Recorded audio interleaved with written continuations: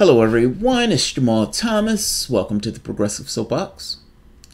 Hope everyone is doing okay this morning. Let me check my sound. Guys, I'm going to do a series of these. They're going to be relatively quick.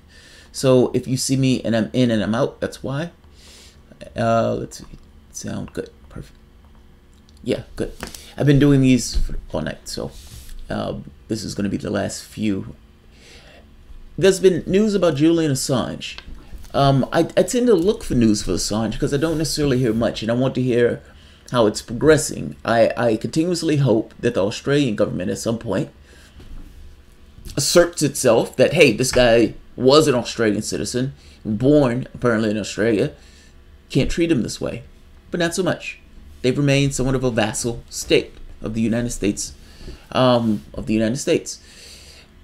I have heard something about him, however. World Socialist website has done a story essentially making the point that the current president, the current president Moreno, and his foreign minister, I think Valencia, were speaking about Assange, and ultimately they are in conversations with the United Kingdom on the fate of Assange. Now, this doesn't sound good. Now, it doesn't sound good because the disposition or the perspective that's being given is from the standpoint of he's trying to get closer, or the Ecuadorian government is trying to get closer to the United Kingdom and the United States, and that Assange, it's somewhat of a pain in the ass in this process. He said the issue is going to be resolved in medium time. I have no idea what medium time means. Let's take a look at the article. Look, the last president had an understanding where class, imperialism. And I said it to say he looked at Ecuador as a nation state, but he looked at Ecuador as a nation state that was going to be respected as other nation states. If we give Assange asylum, that has the same value as if Switzerland is giving Assange asylum. And he asserted, that status of Ecuador. Meaning, when he dealt with the United States, he dealt with them to some degree as equals. Now, the new minister, Moreno, seems to be more in line with Western interests, and he seems to be more in line with allowing Washington to influence the policy of Ecuador. He's, again, signed this kind of military interaction with the United States. It's just sad to hear. That's all. It's sad to hear, because ultimately, if Moreno and the Ecuadorian government is trying to get closer to the United States, and if Julian Assange is the pain in the ass or one of the items that's somewhat of a stumbling block on that, and that they're working and talking in order to solve that issue, are they trying to solve that issue to the betterment of Assange, or are they trying to solve that issue in a way where the United Kingdom can get their hands on him? It's like, which one do you think is more likely to be true? So right here, this World Socialist website, I'm going to put it at the bottom. I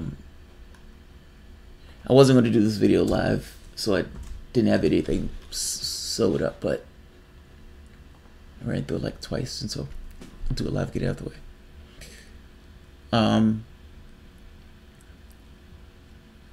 Alright, so the Moreno government is the new government. That's the new president. The Moreno government cut off Assange's access to the internet in March and denied him both phone calls and visitors outside of his attorneys, leaving him effectively under incommunicado detention with less rights than a convict. Assange is confronting a coordinated plot. Let's highlight. It's hard to see. It's a coordinated plot by London and Washington to have him arrested and extradited to the United States to face charges of treason and espionage, punishable by long imprisonment or even death. Don't forget anal rape. For WikiLeaks' exposure of the United States war crimes in Iraq and Afghanistan, State Department plots, and CIA electronic surveillance and cyber warfare. Last Thursday, Moreno told a press conference held by the foreign media that that his government is in talks with the May government in London to resolve the issue of Assange. He criticized the decision to grant Assange asylum to grant Assange Ecuadorian nationality, which was made by the Ecuadorian former minister Maria Fernanda Espinosa, who has been replaced by Valencia, a United States educated diplomat with strong ties to Washington. It was a failed attempt that accomplished nothing, Moreno said of Espinosa's decision. On the contrary, far from solving the problem, it only made it more difficult to do so. Moreno indicated that Quito had adopted a new strategy related to Assange. In this new stage, we have begun where we should have started, discussing with authorities in England. We have initiated a very fruitful dialogue in which we have given a certain type of information for us to use to the benefit of international law and to the benefit of the rights of the life of Mr. Assange. Again, I have no idea what that means. He added that neither the Ecuadorian government nor Assange wanted him to remain in refuge all of his life, and that we have to find a solution, and that if we do it together with the English government, all the better. The case of Assange, he concluded, could be resolved in medium term. Moreno's remarks were followed on Monday by a statement from Foreign Minister Valencia lamenting the fact that granting Assange asylum has affected Quito's relationship with the UK. He insists, however, that Moreno government has developed contacts of various kinds with London, and that we hope that when in the future the issue of Mr. Assange can be happily resolved for all parties, the relationship with Great Britain will be strengthened even more. That's awesome. The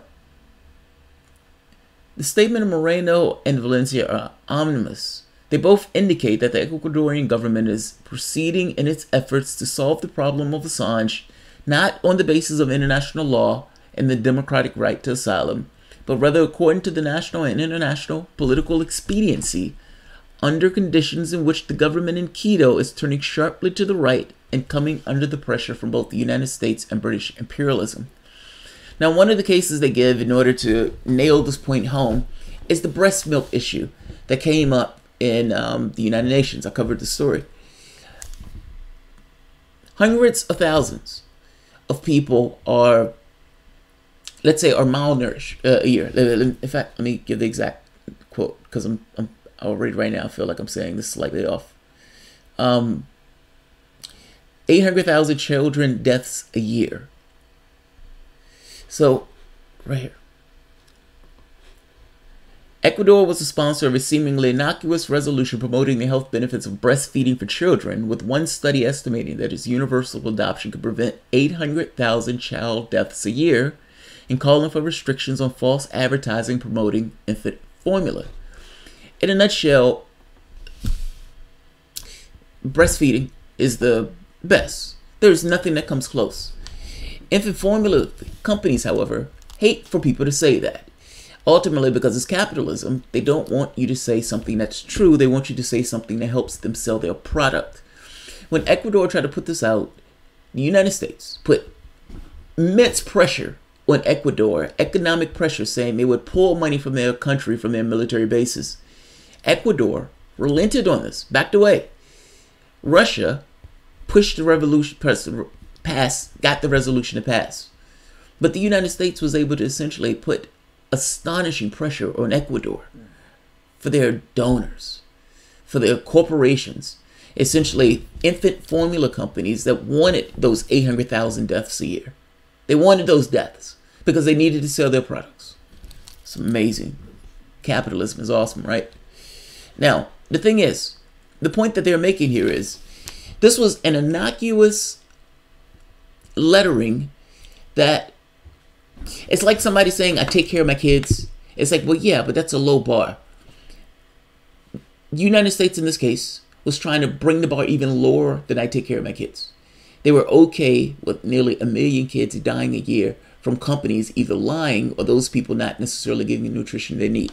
Breast milk is better. They just wanted to kill the resolution. Now, his point is they're putting remarkable pressure on us. What are they putting on them for Assange? The British government also. And couple that with Ecuador wanting a relationship with these Western governments. It's omnibus.